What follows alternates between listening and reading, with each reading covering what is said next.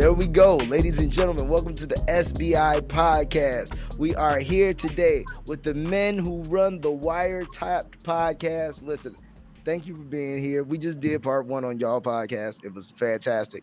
Now we're back on my channel. So please introduce yourselves. Let us know like how you got into the wire world, how you even got into the show. That's what I want to know, because like whenever I see people who have such like so much love and so much passion for the show, I always want to know like, where did it start for you? Like, why did it connect and resonate so much with you? Because it did the same for myself. So take it away, guys.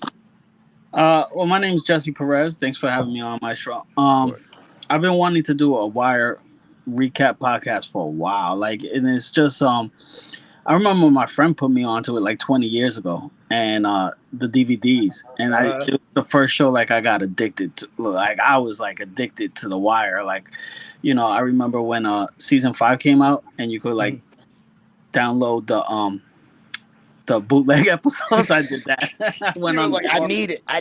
I went on the torrents and stuff. But you know, I guess what resonated for me at first was like just the I never seen a show that had that gray area of you could be a cop but you could drink and drive, and you could be a bad guy but you could have a heart of gold and stuff like that. And like the characters just all like stuck out to me, you know. Like, I mean, I just love the characters, and it just became like this this big fun thing for me to like kind of see and kind of like connect the dots and like, oh man, you got to watch this. And then you know, I have fun putting people on the Wire. Like, I had a friend like, yo, you got to watch this, and then he'll call me like 10 hours later, yo, I'm on episode 10. I'm like, what are you doing? And this is before Netflix. This is before Netflix binging, right? This is you know, when and then it was just my favorite show of all time, man. I mean, Omar became my favorite character. Over time, rewatching and stuff, so a lot of the things have changed. Season 4 is such a standout season. You know, I mean, and I wanted to be an actor back in the day, you know. And it was just a show I could picture myself in. Like, I was like, I could be on the Wire, you know. I could be like, yeah.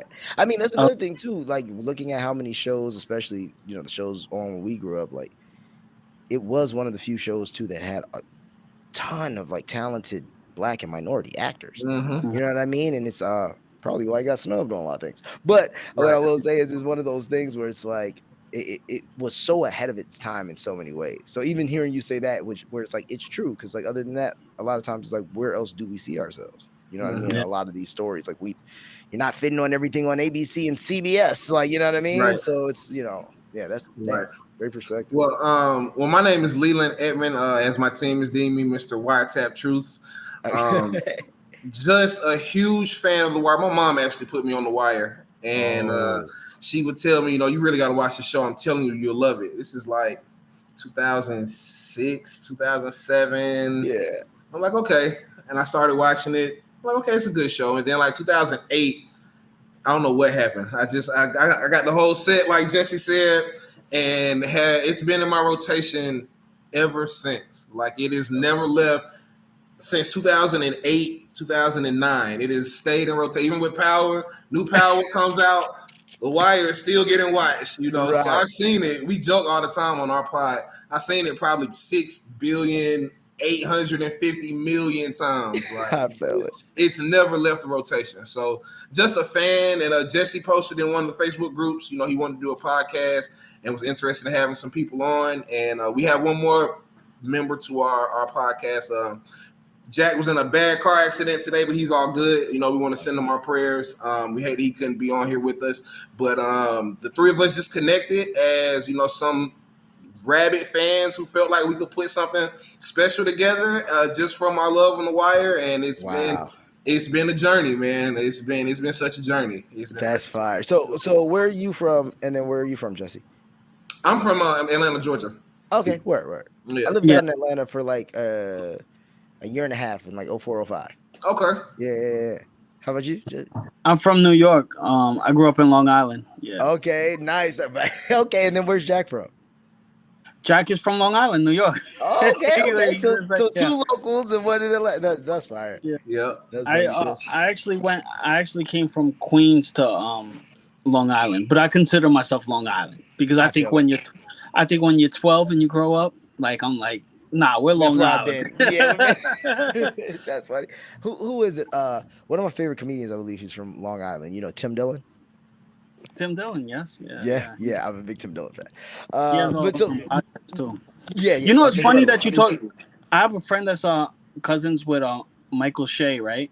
And I texted him today. You know Michael Shea from and I just want to mention this because I know like he had like him and Tim Dillon had words before, but I kind of like texted him, you know, and this has nothing to do with nothing, but it's just a funny conversation. I was like, yo, you know what I like about your cousin's comedy? He has swag in comedy. Like, he has confidence in humor. He doesn't have self-deprecating humor. And that's kind of hard to get away with, you know? Yeah. It is true. Self-deprecating humor is hard to get away with. Because after you've seen it X amount of times, it turns into, okay, now what? Yeah. Now what? You know, like, you can't hate yourself that much. But what was I going to say? So when you got into the show, I would love to know, we talked about some of the scenes I felt were the most sad in the series and some of those pieces. What were some of your overall just favorite scenes from the show? Favorite scenes would probably have to be Avon and Stringer fighting. When he finds out that, you know, Stringer was behind his nephew getting killed. Yeah. Just because it was one of the few times where Idris Elba's accent slightly might have come out a little bit. Like, you know, it kind of slipped out there. But peeked out. Yeah, it was such an intense scene. That's one of my favorites. And then there's so many. As me personally, I think it's the best show that's ever been created. You know, and I don't think it's close, being honest. Like, you know, I'm a huge Breaking Bad fan, a huge Power fan, a huge Top Boy, Ozarks fan. I love all of those shows. I always say, Tim, in my opinion, Top Boy is the closest. Yeah, you know, Top Boy is the closest. Now, I'm not saying, like I said, I still think that it holds a different place. But I think when we start naming the shows that I go, all right, I could say that this is near. I say Top Boy, and then after that, I generally say Snowfall. Yeah, but obviously there's another one. Yeah, there's pieces of them both that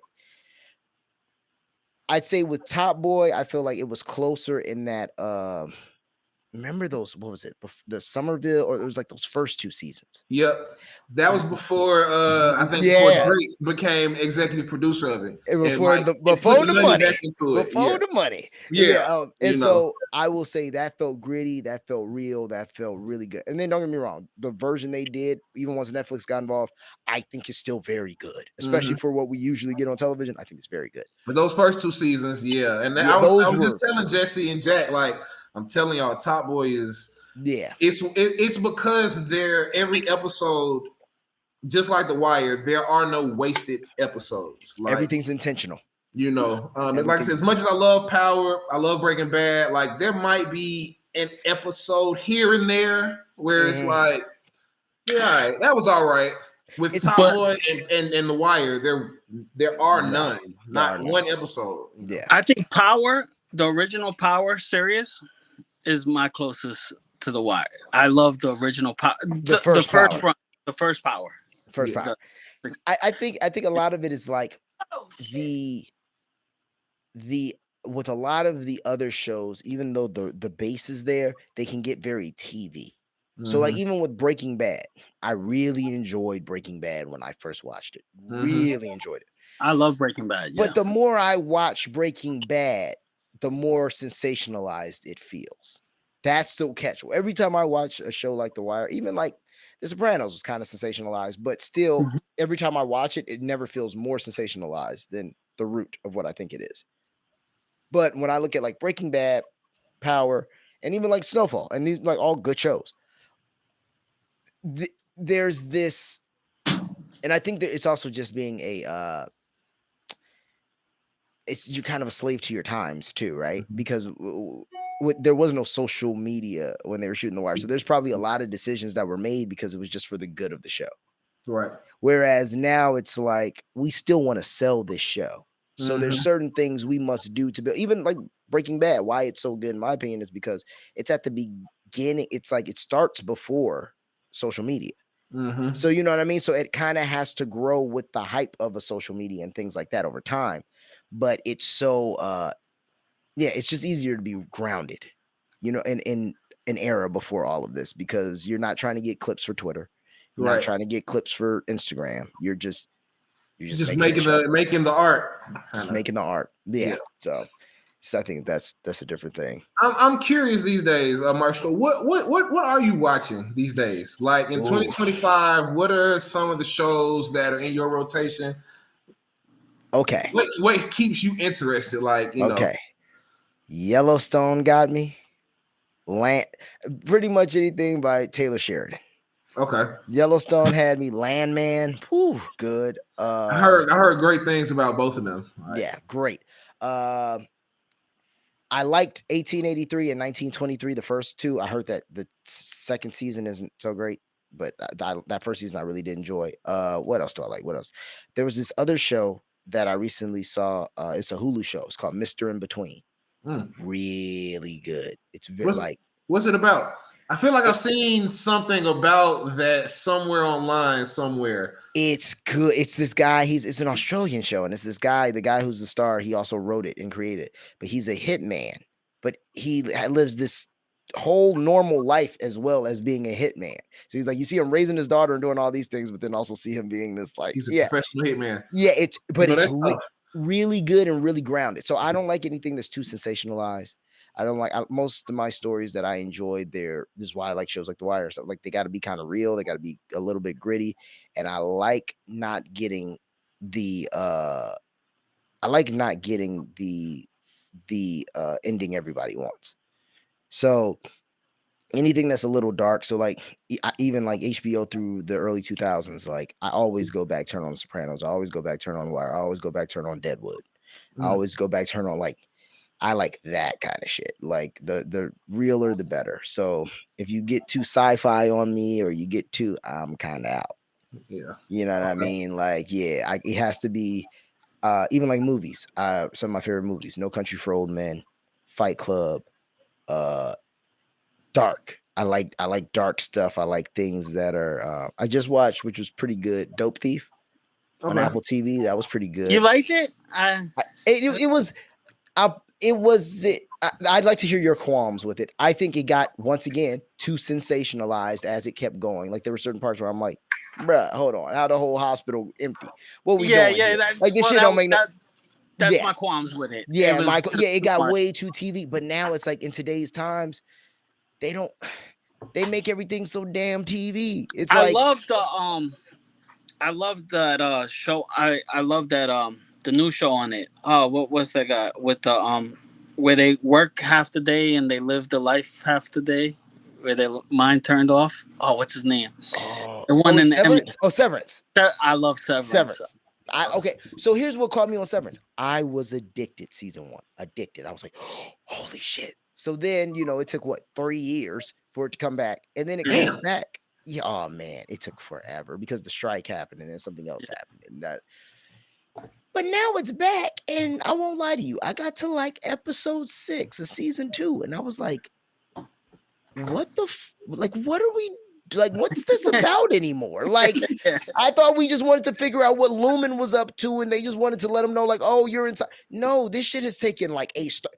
Okay, so sometimes shows, what I've realized too, sometimes shows, people learn that what they're doing is so forward thinking and so good that then all of a sudden all they want to do is go into this I want to say it better than this, but it's just this film dick measuring contest. If we're really being real, you want to show look how artistic and good my show is, and then they kind of lose story in that. And I feel like that's what Severance started to do. It's so 3 years. That's a long time in between seasons. But listen, and I still came back. That's what I'm saying. It's that good. The storyline of what it is so good. But somewhere in this second season, have you finished the second season? Yeah. Don't spoil it. Do they come back to the story though, a bit more towards the end, or is it still kind of season 3 could be a whole nother kind of what is it? Does it kind of come around, or is it kind of just keep going wherever? So for me, I'll explain it like this without spoiling much.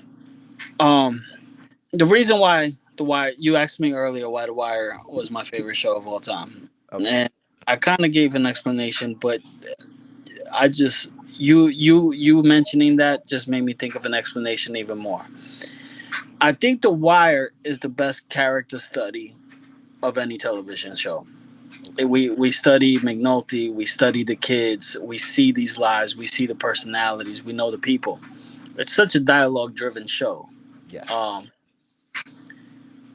And I'm a sucker for a love story, right? The Wire doesn't really have that. I guess you could talk about McNulty and Beatty, but you know what? I'm a big fan of the Omar and Brendan relationship. I think that's like true love. Kima had her relationship. Kima, yeah. But Severance turns into a great love story. It does. I'll give you that. Yes. And that's explored as the ending. So that's explored more than the figuring out how to get out of Lumen, kind of. I think so. Okay. And that's fair. And I think that's kind of, I won't lie to you, that's what kind of got me a little lost, because I was like, this is fine, but this isn't what I like. I thought our whole goal was to figure out like who's running Lumen, why this is going on. And it kind of is like, nah, we're gonna give you these beautiful pastels and these crazy sceneries and this like and this love story. And I'm like, but what? So that kind of, but I get it. There's a couple of weird episodes, but I think the ending might make it all worth it. Okay, I got to see it through, because I'm good for kind of stopping the show. Yeah, man. Stopping mid-season. I got to be watching it with somebody who I know really wants to watch. Like me and my mom or my dad, a lot of times we'll just like call each other on the phone and turn on a show, and like, because they're in Chicago, I'm here, and so we'll do stuff like that. So if I'm watching a show with them, I'll lock in and I'll like keep watching it. Because y'all talk about it, yeah. But if it's not that and I'm on my own, I'll be like, look, man, I've given you enough time, especially if I'm in like season 2. Now, if you catch me past 3 seasons, like Dexter, I used to love Dexter. Mm-hmm. But after the Trinity Killer, that show stole a lot of time from me. I'm gonna be honest with you, because I was like, I'm here. I've given you damn near 4 years of my life. Bet I'll keep watching. But then by the time Dexter's neighbor knew he was killing people, I'm like, how is this sustainable? This makes no sense. Trinity Killer was the best part of that show. By far. That was one of the best. Like, ooh, that was a great season. Have you ever watched Ray Donovan? No, I auditioned for Ray Donovan. One of the roles, I think one was the rappers, or the rappers, like that's something, but I never really watched it. I know the character you auditioned for. Really? You know who he auditioned for, right, Leland? Is it the boxing son? Or no, or is it the one the rapper who got out in the first episode? That's probably that. Yeah, it was early. Yeah. The rapper, no, I bet you he auditioned for the rapper who became boyfriend with Ray Donovan's daughter. I'll have to rewatch it, bro. I don't even. That sounds. Yeah. It sounds familiar. I've seen like the first 3 seasons like 4 times. Oh, and then the seasons after that, I've only seen them once. Like every episode once. It's one of those shows that's like you really like, you would watch it 4 times. It's that good, huh? It's the first 3 seasons are can't miss. Damn. It's can't miss. And I'm picky about like sticking with shows. But the first 3 seasons of Ray Donovan, phenomenal. Wow. Okay, I gotta give that a shot, because they're phenomenal. They're phenomenal. Hey, Maestro, I wanted to ask you a question. Me and Jack were talking about before you come on. So you had worked, I saw on Instagram, you worked with Dan Snyder. Yes. So the way I want to phrase this question, right, is kind of like, because there's that Dark Side of the Nickelodeon podcast that came out. Documentary. Yeah. I don't know if you could talk about this. Want to? Yeah. But so that, besides what happened with Drake Bell, was just disgusting. Yeah, that was crazy. That I can't believe that happened. But that's not Dan Schneider. That was No. That was this guy Josh Peck. That was Josh Peck. Or not Josh Peck. What was it? What's his I'm name? sorry, Josh Peck was the Josh Peck was. Yeah, I know. I was like, wait, what was that? I think his name was like Brian Peck. I think it's Brian Peck. Brian Peck. Yeah. Which that was but Dan Schneider didn't come off. He came off as a bit of a jerk sometimes, and that was it. Like, right? What did you? So, what was your experience working with him? And did you think that documentary trying to make it be something more than it was? I think this is what it is. So I'll give you like outside looking in. I think it's one of those situations. Dan probably was moving a little smarter, moving a little bit whatever he was doing. There's a reason why he was the creator of the shows and Brian Peck was just like his homie. See what I'm getting at? So like even when we had my show, I have a show called Guys Like Us, and that came on UPN on Monday nights during Monday Night Football. Terrible time slot, but we made the most of it. And so that's where they put all the black shows to put you against Monday Night Football. So when they cancel your ass, they can say, "It's sorry, it just didn't work." Well, and UPN had all the black. Had all the black shows, all the black shows. So it was one of those things where once again, incredible parents. I never had any problems like that, or I didn't know Dan Schneider was up to shit. Wasn't, my dad's not leaving me in a room with any, like, what are we talking about? Like, no, there was no reality where this was ever happening. So it's like, also just being once again, I had like these great parents who did all this stuff for me. Like, it wasn't like my dad he didn't do this because he wanted to be a movie star. He didn't do this because he was like, oh, it'd be cool to be in Hollywood. Like, no, he was just like, this is something for you and blah, blah. And I'm not really impressed by this shit. Like, cool. Like, I'm setting up my son's college fund and money. Like, I'm not, I don't want to hang out with these people. I'm not trying to be out here on the weekends, coming to the country club. No. So I'm think here because my son wants to be here. And exactly. And when we're done working, we leave. We're going home. And that was it. They wanted me to live in California. I would fly in Monday through Thursday. I would go to school in Chicago, South Side of Chicago. Thursday night, I'd fly out first class. Friday, I'd be here for the table read. Saturday, we do the run through. Sunday morning, we shoot, which cost everyone extra money. And then Sunday afternoon, I'd be back on a flight, and I'd be back in Chicago at school on Monday. Damn. Because they didn't want to move me to LA because they were like, this shit's wonky out here. Like, we're not doing this. So I say all that to say, Dan Schneider was always great to me in the working capacity. I never had a problem with him. He even last time I saw him, he was reading me for Victorious because I was like one of the people who was gonna. It ended up going to Leon Thomas, and he ended up getting the role. But it was like I had basically was going to be booked for that, but I was signed at the time, and my label wouldn't let me out. And you had to be signed to Sony to be on Victorious, all that kind of stuff. So that didn't work out. But like, still was cool. Everything was great. Now, the inverse, I will say, is he worked with Brian Peck a lot. And I didn't even put the two pieces together until even on my show, Guys Like Us, there was in the pilot, Brian Peck was a like customer at the record shop. He comes up, says something, whatever, and he's gone. And then on another episode where it was called Maestro's Gold Card, he played this clown named Mr. Happy Pants. Wow. All right. So I don't listen.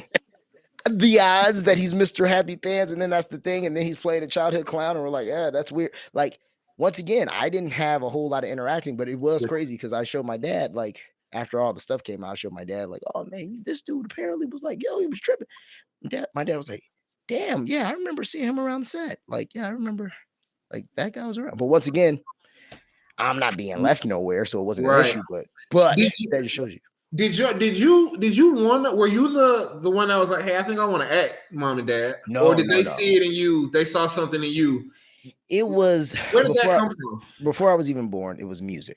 So Maestro, that's my birth name. My parents were like, we want. Well, my dad was just adamant, like, I want my kid to like sing, play instruments, that whole thing. I think also the thought process was he's not tall, he's not gonna be big. I'm not tall, so my dad wasn't tall, so it's like he's probably not gonna be an athlete. And so, what's another way to build something for him to have growing as he gets older and kind of have a skill and all that kind of stuff? So music came first. Then when I got around, my dad was trying to sign me up for music classes and stuff when I was still in my mom's stomach. Like he was like, he's an obsessive guy. Like I always give him credit because I go, that's the only way these things get done. Like you have to be the person who really believes delusionally that, oh, you know, I'm gonna put my kid in this and then he's gonna go and he's gonna do like that, you know, it's Tiger Woods dad shit. Like what are you talking about? You know? Right. But he did it and he put all those plays together, and then, you know, who knows what he's probably spending vocal and piano lessons and all that. Then when I got 4 people, or like 3 or 4 people, started being like, oh, you have a cute kid. Like, does he do commercials? Does he do blah, blah? So then I got my first, at 4 years old, that's when I got my first agent, and no agency wanted to sign me because they don't sign kids that young. Like, what are we doing?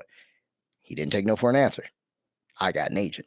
Damn. And so it was like it's one of them situations. Like he just kept leveling up, but it wasn't something that I couldn't have had the plan in enough time. At 4, yeah. That's well, because once your foot is in the door, I'm sure it's like, okay. Exactly. And then it's a uphill battle. Then that's when I started doing the Jay Leno's and perform, because that was another thing. I was triple threat, right? So I could act, I could sing, I could dance, I could, you know what I mean? It's like all these pieces, which back in that day, more than necessary. Right. And so, yeah, it was one of those things where as I continued to do it, I loved it. I've always loved music. I've always loved acting and film and all that kind of stuff.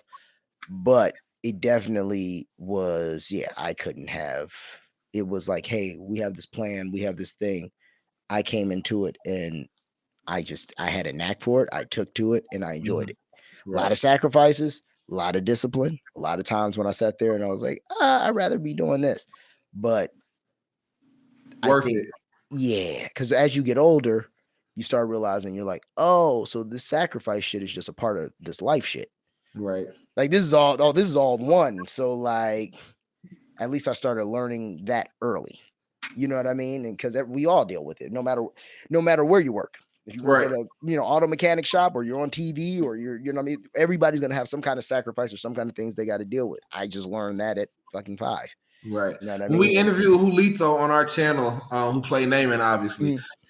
He mentioned the same thing about shooting on the wire. He was like, man, as a kid, I'm like, man, I'm not trying to be here 10 hours a day. Damn. And there's the difference. So that's a perfect example of, so that's where Julito was learning it. So now you got to think somebody like me was coming in being like, you niggas are work, bro, this is what it is. Yeah, right. Because I just started it earlier. Right. So this was just like it's another thing too, even when how I said like my dad was always active and all that. Like it's also the things he would teach me too. Like you don't come, and I'm not saying this isn't towards Julito, but this is like a thing I learned early. It's like you don't, like, and listen, I never saw him telling production that 10 hours was a long time, because it's like if you got parents who get it, they teach you like you don't complain in front of people. Right. You don't, because there's a lot of, especially as a kid and especially as a Black kid, there's a lot of people who can come across like they're in your corner and they're not really.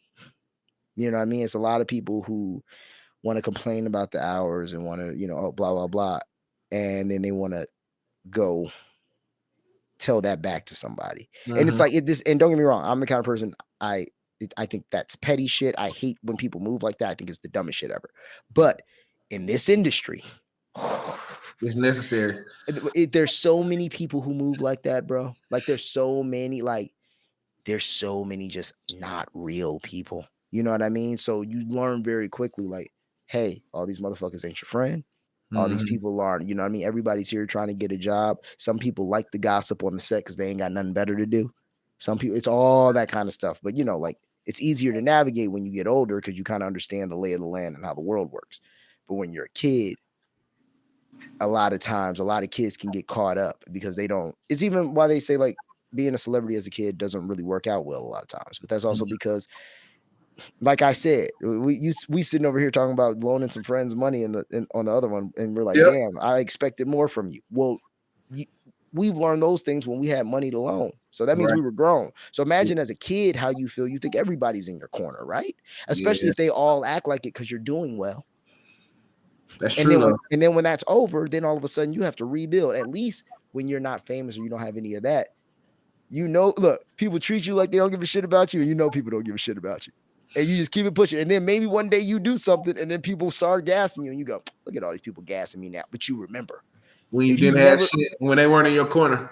Yeah, exactly. But when you never had that, you know what I mean? Like Justin Bieber don't remember what it's like for people to be like, you see what I'm saying? Like, even a Chris Brown, you know how long it's been since like people were just like, like you forget. That man been famous for 20 years, bro. Like, when I was out there shooting The Wire, I remember because I was really good friends with Bow Wow growing up. Because when I lived in Atlanta, I was signed to Jermaine Dupri and that whole thing. Okay. So Atlanta legends. Yeah, the whole the We Belong Together Confessions era. That's when I was down there living in Katy and stuff. It was a time, I'll tell you. But when I was shooting The Wire, I remember Bow Wow was doing a Scream tour, and so I pulled up to the what was it called at the time where the Wizards play? It was Verizon Arena or something else at the time, whatever at the time. And I remember it was one of them Scream tours. It was like Chris Brown was like, it was like Sierra, Chris Brown, Pretty Ricky, Marcus Houston, Omarion, and fucking Bow Wow would close out the show. And I'll never forget. This is my first time meeting Chris, and it's like he's like 16, and he's like hanging out in obviously Bow Wow's bigger dressing room. Right. Think of the times. Right. And we're talking and shit, blah, blah. And, we talking about The Wire. I'm like, yeah, I'm out here shooting, blah, blah. He's like, oh, yeah, where? He's like, man, I just got my first movie role. It's like, it's crazy. He's like, I died right in the beginning, but niggas talking about Stomp the Yard. And I'm just like, damn, what a different time, bro. Like, yeah. And I just say that to say, like, you see how these people, like, I've seen so many people, like, level up and do all these crazy things, but yeah, man, it's just it's a different fucking time, bro. Like it's weird to see how all these things pan out and how all these artists pan out and how all these. It's wild, bro. Man. Was there any conflict between you and the other kids in The Wire? No, I won't lie. Me and Jermaine talk about it all the time. I was mean to Jermaine. Wasn't the best big brother I could have been. No, we're all pretty cool. I mean I'll say that me, Jermaine, and Julito speak the most. So yeah. So Max kind of Mac does his own thing. So me, Leland, and Jack, we interviewed Julito so far. We interviewed Kamal Bostic Smith, who is in the opening scene of the Wire. Right. Not Boogie's friend. We interviewed Michael Kevin Darnall, who plays Brendan. Okay. And we interviewed Chris Clanton. Savino. Okay. So Chris Clanton said season 1, he was selling like pounds of drugs on set and having people come. I saw in the Breakfast Club, JD, and I think the interview with you, JD Williams, was talking about the little craziness and stuff. Yeah. Hassan said that Burns used to have to come and bail him out of jail. Like, come on, so wild, bro. So did things calm down a lot from season 1 to season 4 when you were? Oh, and then what did Chris say? Chris said that you couldn't find Michael K for hours. Yeah. I've heard those stories. Yeah, see, and that's once again, that was a lot of that stuff I feel like we weren't privy to. Because we were in our own little own world on the show. Like I said, I never met Dominic West. Right. Wow. That's crazy. And I never met him on the show either. That's me, like legit. I've never met Idris. Damn. Like that's what I'm saying. Like it's one of them situations where I know if we were ever in the same room, listen, I'm not gonna speak for Dominic. I don't know, but I'm pretty sure me Idris would. Oh, what's good, man? Yeah, whatever. Yeah. But past that, yeah, bro, it's like that show. I once again, I think there's something to be said even about like how they set up our shooting days and our whole setup. Like it does create a more real, you know what I mean? Like setting. Yeah, because it's one thing when you go, I have no storylines or I have nothing with these people. And then you're seeing them at table reads and y'all at the rap parties together and y'all that's a different thing. But it's like when you really don't know these people, it creates a whole different dynamic. Yeah. And I watched something recently on some documentary. I think it's like Trap Queens. It's about women who like have done a lot of crime and stuff like that. And Snoop was on it. It's basically telling their stories and their redemption stories. Okay. And it was Snoop's story So it was breaking down her on season 4 and how she was moving. Man, she is. I don't know, like if you ever even got to interact with her. Now her I saw all the time. Bro, when I knew about Snoop like before The Wire and kind of a little bit after The Wire, but just rehearing some of her stuff and her story. She's one of the rawest individuals I've ever heard speak. Bro, she is Baltimore to the core. No, bro, we would be getting off set and they would. I remember one time we were all in a van and they were like, "Okay, well, we got to drop Felicia off real quick, or we got drop Snoop off first, and then we'll get." I'm like, "All right, cool." And she gets in the car. In the back of my head, I'm like, "Damn, we gotta drop motherfucker off. I want to hurry up, get home." But I'll say that. When I tell you she gets in the car, we drive literally around the corner and then they stop in front of some shit that looks like another bed. He's like, "All right, I'm right here. Yeah, I see y'all." I'm like, "Oh, okay." Off to Phil's point now. No, I was like, "This shit is great." Like, "Oh, you really over here?" Like, I'm over here through these hours when they hire me to be over here. And then I take my ass home. I live by there's a nice little water taxi that I would take every so often to go to the Inner Harbor. It wasn't far from my place. Listen, and I'm like, "Oh, you really in the like?" That's hysterical because and respect it. So it's like, no, bro, I'm telling y'all have got to watch. Y'all have got to watch that, bro. Like it's an unbelievable look into her, and she's narrating it. Like she's actually speaking. That's dope. On her life, it's phenomenal. It's phenomenal. I gotta check that out. Crazy. I'm picturing, but it's so funny because I'm picturing like shooting in the hood and then dropping off the actor like down the block. Like what? And mind you, it's like at night. Like things that are just like you would be like, "Yo, this is you good? Well, you good right here?" Yeah. Like, all right. Chris Clanton took 3 years on the show and was going in for 3 years in real life. That's Savino. Yeah. That's crazy. Yeah. He was a phenomenal interview. His story was crazy. You should have him. You should have him on here, man. Yeah. You definitely have to. I'm starting to do like even like this. This is like one of my because I don't do a ton of remote interviews. So now I'm like once again, now I got the restream up. Now I'm trying to figure out how to do it right. So you can just get more people and have more conversations because ideally I'd love to have everybody come into the spot and do whatever, but need a little more budget.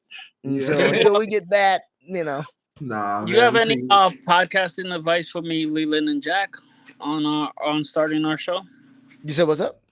Do you have any podcasting advice for me, Leland and Jack? Advice? What you mean? Advice. Oh, podcasting advice. Yeah. Man, consistency. Which I'm currently slacking on a little bit because I've been moving around, but man, consistency. Like be consistent, make sure you have clips. Like it's really, man, it's really just try. And then I would say try to bring in as much third party video and audio as you can sometimes and relate it back to the show. Like just to keep it fresh and new and all that kind of stuff. But like, yeah, man, it's not too. I feel like a lot of this stuff is just consistency, and so much stuff doesn't break until over 200 episodes. Like, it's been we've only done season 1. You would be interview number 5 from cast members. Okay. So we put up about, I think it's a little bit over 260 videos total between clips and long form. So that's just season 1. So we're just starting. You're doing it. Season 2. Yeah. You're doing it, and you learn as you consistent go, with it, man. We love it. We love doing it, man. We love talking about The Wire, interviewing people like yourself. It's been a phenomenal journey for us so far. So thanks, man. And I'm just keep an eye out because I'm about to start trying to do more stuff too with all the at least I call us the big 3: me, Julito, and Jermaine. And so I'm gonna start trying to do more stuff that works for like our like how you see me streaming and gaming and stuff, but like gonna bring on the guys to do that shit too, like even like Nathan who played Donut. So like basically I'm trying to build these like virtual Wire hangouts with all the guys, so regardless of what we're doing, you're just like how this is, you're seeing the 3 of us on a screen, whether we're fucking playing Madden or we're talking about the show or doing a rewatch or whatever. People like to just see us together. So if you can see us playing Call of Duty, that's kind of fun too. What is there a reason why Tristan didn't keep in contact with you? I mean, not to bring anything up. No, he does. he's just Is it? Let me ask it like this: Do you think he's like he doesn't want to look back on the wire? Maybe he's like his character Michael. No. I think that's like everybody wants to do that because this is what we're all most famous for. Like none of us are more famous for anything else than the Wire. And I thought, really being honest, and not to cut you off, but I was following the show. I thought Tristan was going to be more famous for another show that came out. Yeah, 90210. Yep. I thought that was going to be hit. I just think he's because he's had certain successes in certain places in other ways. He's not as available. He chooses not to be. Yeah. And it is what it is. Like, which is fine. That's like your choice. Yeah. That's your choice. But like for me, I've always been the kind of person where it's like, I've always understood because I've done this long enough. We're stronger together than we are separately. You know what I mean? If the same thing that it would do him standing next to the three of us is the same thing it does us, the three of us standing next to him. Right. And if you get 3 out of 4, it doesn't work. If you get 3 out of 4, you can make it work. If you get 2 out of 4, and if you get 1 out of 4, people just don't care as much. And it's just, listen, I say that for myself too. It's just what it is, And so here's the thing. I still root for everybody. I still be like, best of luck, because at the end of the day, fuck all this. He got kids. He got to take care of his shit, and respect for him doing so. You know what I mean? Like, as a man, I ain't got nothing to say. But I could just speaking for myself, not the other guys, but I just, when it comes to certain people in my life, I hold you to a certain standard. And I just think that, you should, there's certain ways that I expect people to move if you want to be, if you want to be in my orbit. Right. And it's just, and that don't really change TV shit or not. Right. And it's that simple. So by setting up this interview, I followed you on Instagram. I was bothered. I gotta hit you back. No, I'm saying that's how I got you. I followed you. Yeah. That's how you. You shot. But that's what I'm saying. It's like it's shooting the shots because like, bro, whenever I see people, like I said, doing anything wire related, I wanna support it because be a part of it.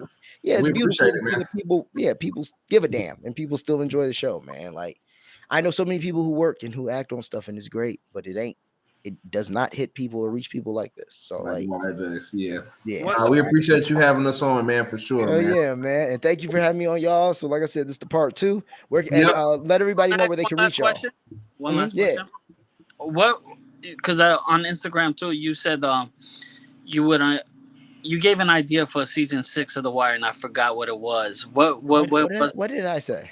I don't remember either. We probably were talking about something that I just had. Is it in our DMs? No. You were like conversating, like you were doing an IG live, and you were. Oh damn! I don't even remember. The Wire. You were like, "Oh, this would be a good one." And when you said it, I just pictured it, and I couldn't. You forgot what? I was probably midway through Madden and was like trying to think of million things. Was like, this would be cool. Completely gone. Damn. Yeah. If I think about it though, I'll say it on the second half when we do our second half. It was supposed to be the Spanish community though. Well, that would make sense. That would be the next place to go. Yeah. That was but then he figured he didn't know enough about the Spanish community, so he decided not to. Wow, that's cool. Man, thank you so much for having us on, Maestro. But you can reach us at Wiretapped Truths on YouTube, on Spotify, Wiretapped Truths at Gmail. We look forward to anybody that wants to continue the love of The Wire. We appreciate you having us on your platform. We're gonna release these simultaneously all at once. So you all will see us on Maestro's. You'll see Maestro on ours, and the part 2 will come soon enough. So we appreciate you having us on. We'll keep in contact. Hopefully, this is not the last time you're going to see us. No. Yeah, we get it going. Thank you so much, guys. Thank y'all for tapping in. Make sure you tap in on their page for part 1. I'm gonna have the link in my description. And thanks, girl. We out, y'all. Peace.